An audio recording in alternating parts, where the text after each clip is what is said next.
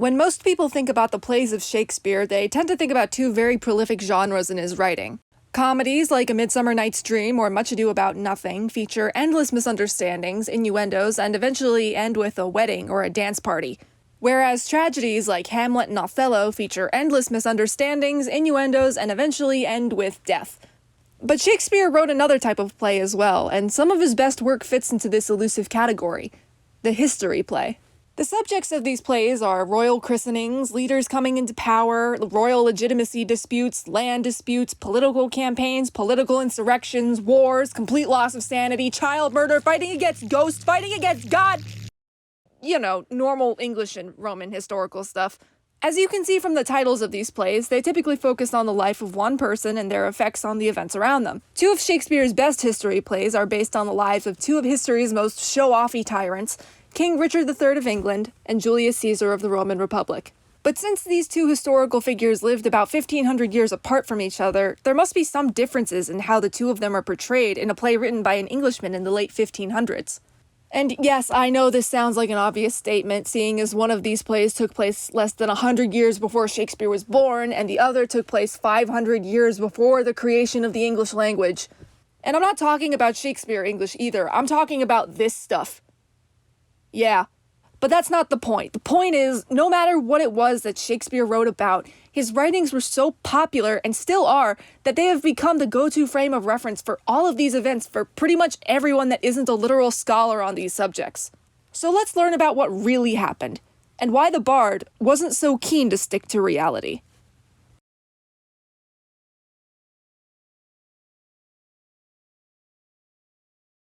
Sir Thomas More was a well-known scholar and Lord Chancellor to King Henry VIII of House Tudor, and sometime between 1513 and 1518 he wrote a book called The History of Richard III.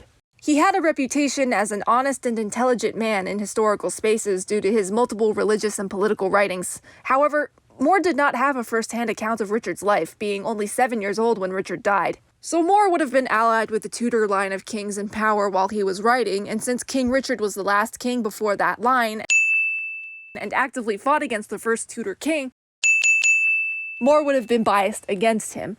Shakespeare wrote Richard III sometime between 1592 and 1594, meaning that it had been over 100 years since the events depicted in the play took place. Now, fair warning for this section, there are a lot of people in this part of history with the same names, although I guess it's not that surprising since the British just aren't that creative with names.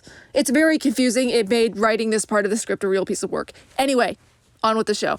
The man who would eventually become King Richard III of England was born the youngest son of Duke Richard and Duchess Cecily of York in 1452, in the midst of the War of the Roses between the Yorks and the Lancasters.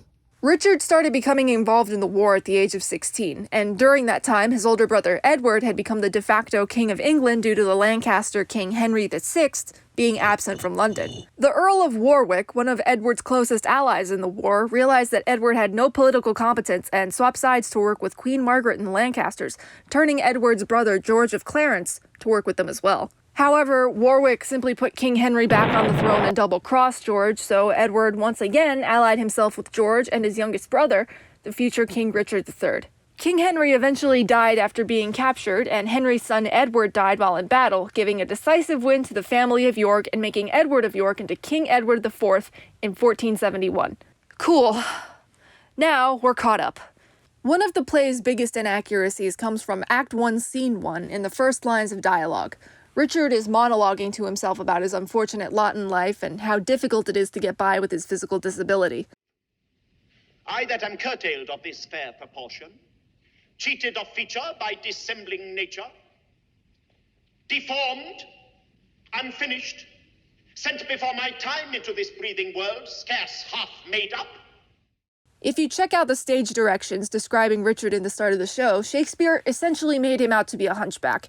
Richard's physical deformities were talked about a lot in historical sources, including More, where he described Richard as being, quote, little of stature, evil-featured of limbs, crooked-backed, the left shoulder was higher than the right, hard-visaged. However, Richard's deformity was not nearly as bad as More and Shakespeare made it seem.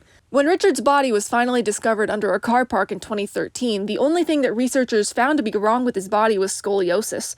His spine was curved and one of his shoulders was higher than the other, but that was the extent of his disfigurement. Up next, we have Richard's involvement in the deaths of King Henry VI and his son Prince Edward. In Act 1, Scene 2, when Richard goes to see Edward's widow, Anne Neville, at the body of King Henry, she states that Richard and his brother... Wait, hold on. His brother...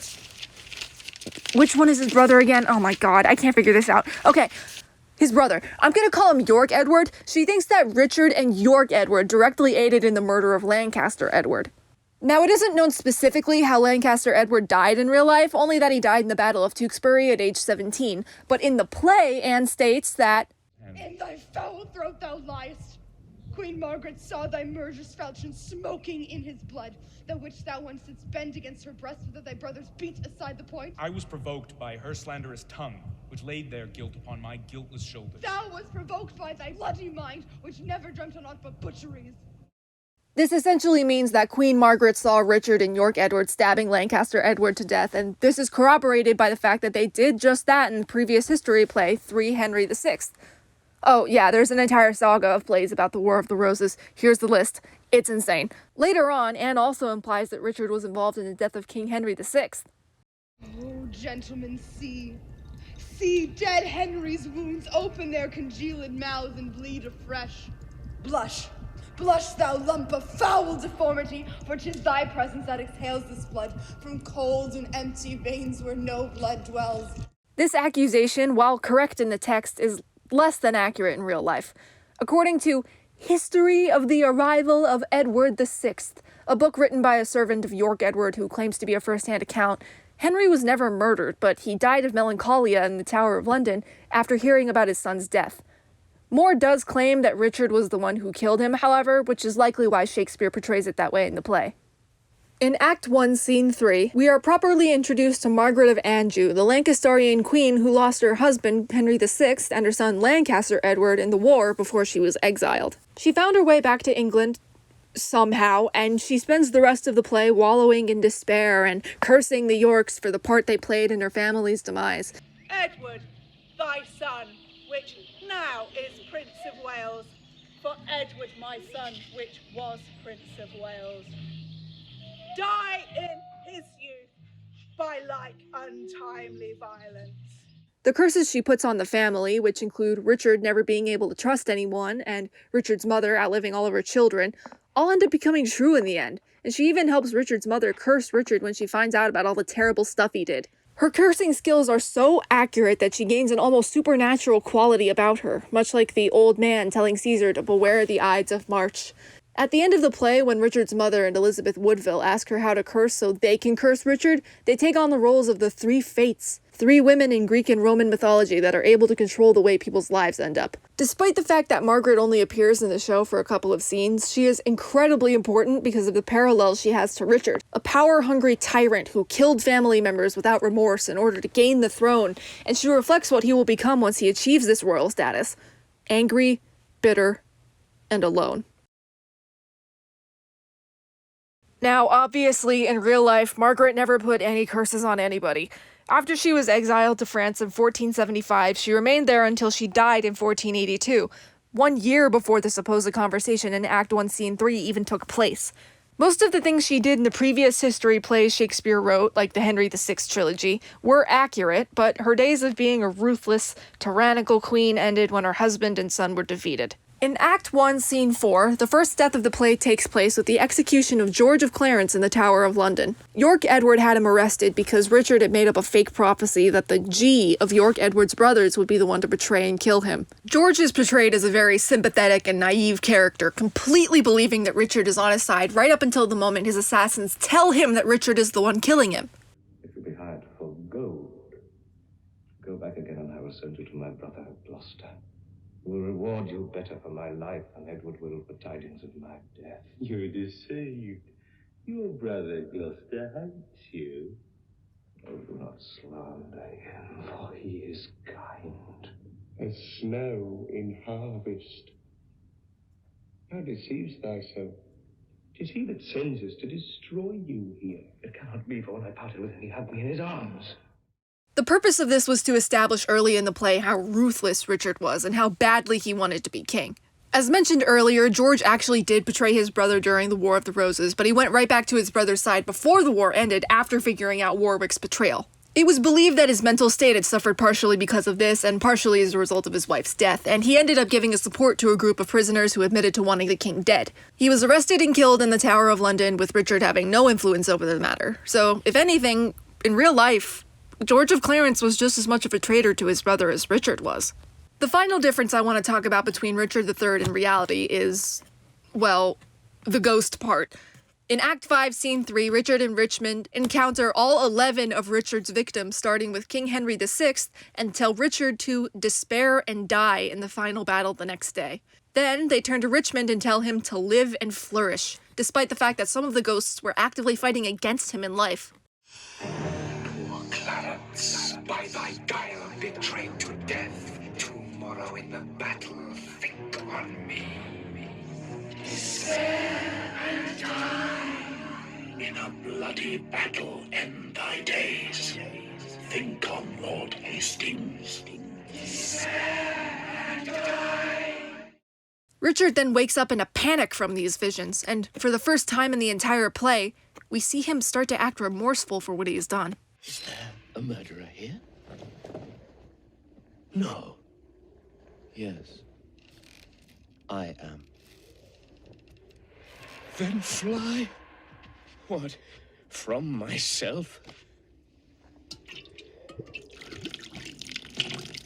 This is the second of two supernatural instances in the show that we see, and both of them are directly caused by pure hatred for Richard, to show how far gone he really is.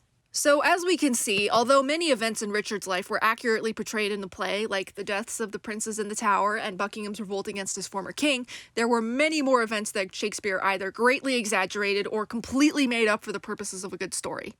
But what purpose did it serve for Shakespeare to make Richard seem even worse when he was already a terrible person before? Well, that was the best way to ensure the masses liked it. Queen Elizabeth I, a Tudor, was the monarch of England during this time and the actual granddaughter of Richmond, so Shakespeare would have had the same bias towards the Tudors that More had. Therefore, he decided to make the last king of the former line of kings look as terrible as possible in order to appeal to the British public, and perhaps even Elizabeth herself. Now, let's take a look at how Shakespeare handles fact versus fiction in Julius Caesar.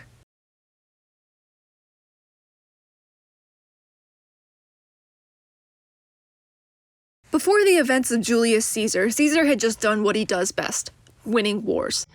Pompey, one of the former members of the Roman triumvirate, was battling Caesar for power over all of the Roman Republic, and most of Rome was hopeful for Caesar to win that battle because they believed he would make a better ruler than Pompey. So here's a quick summary of the story of Julius Caesar in case you're unfamiliar. Two statesmen named Brutus and Cassius are watching Caesar come back from Rome after his victory to roaring approval from the Roman people. Caesar's taking it in stride, but he seems to want to keep it to himself since he ignores multiple offers to become the king of Rome and a very cryptic warning from a very creepy old man. Cassius wants to get rid of Caesar since he doesn't want a dictator to take away all of his political power, but Brutus isn't really convinced yet since he's too busy being emo. Eventually, though, Cassius and the other conspirators trick Brutus into getting in on the grift by writing a fake note and throwing it at his house. The good old middle school method, I guess. The next day, Caesar goes to a council meeting despite the protestations of his wife, who had a weird dream about him dying. And he dies, right at the statue of the guy he defeated. It's literally overkill. His relative Mark Antony sees what goes down and promises not to tell, but... Monarch's voice, cry havoc!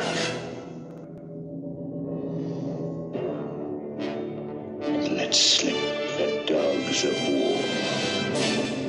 That doesn't last long. So the conspirators get chased out of Rome, a civil war takes place between them and Caesar's adopted son Octavius, Brutus gets chewed out by Great Caesar's ghost, and he and Cassius end up killing themselves. It's great. The speeches on it are the best Shakespeare ever wrote, in my opinion. But what do they mean?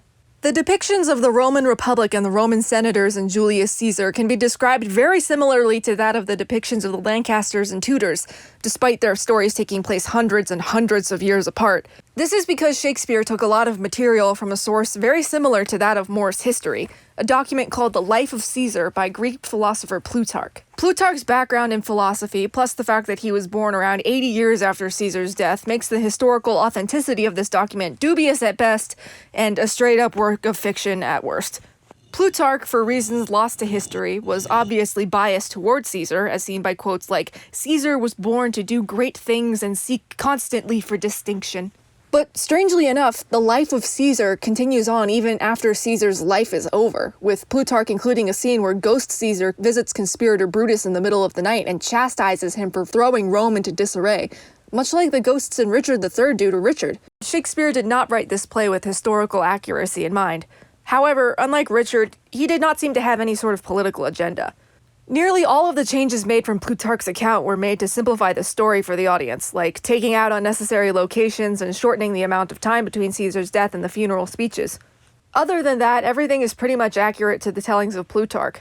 And since Plutarch's account was, and still is, the leading authority on the death of Caesar, Shakespeare didn't have many other reliable sources he could look at. However, reliability was not the biggest concern for the bard in this play. He likely just wanted to tell a good story with a meaning that had already been supplied to him by Plutarch, the irony of history. While the story is considered to be politically neutral, it has a lot to say about politicians and ambition when it turns into jealousy. The members of the Senate saw that Caesar was undermining their power by making military decisions on his own, and therefore decided that he was a tyrant that needed to be stopped before it was too late. But when they did kill Caesar, they ended up creating a massive power vacuum, enraging the citizens of Rome and starting a civil war between themselves and Octavius that ended up in the creation of the Roman Empire and Roman emperors. Therefore, in trying to prevent Roman tyranny, they ended up directly causing it. Shakespeare wrote these two plays in a very similar way, by taking influence from writers who did not have a lot of historical authenticity, but a lot of historical clout. The title characters in his shows are in similar positions of power, and they both did terrible things in order to achieve that power, and eventually they faced the same brutality that they forced onto others. Julius Caesar is so distant from reality because the time period Shakespeare was writing about was so long ago. He didn't have anything else to base the play upon, but since Plutarch's account was so entertaining and similar to plays he had already written, he was content with the inaccuracies. Richard III, however, was written with a purpose. Since the War of the Roses had happened so recently, there was a vast selection of sources to choose from, but Shakespeare chose More. That meant that he likely knew that More had a biased take against Richard and his family members, and utilized that bias in a work of his own that would look kindly upon the next line of kings. So, to answer the question posited in the beginning, it is unknown which of the plays are more inaccurate, since we don't know for certain what actually happened. But Shakespeare actually intended for Richard III to be inaccurate, whereas with Julius Caesar, he didn't care either way. Shakespeare is not a historian, but a storyteller. Perhaps this is what he meant when he said, "All the world's a stage, and all the men and women merely players."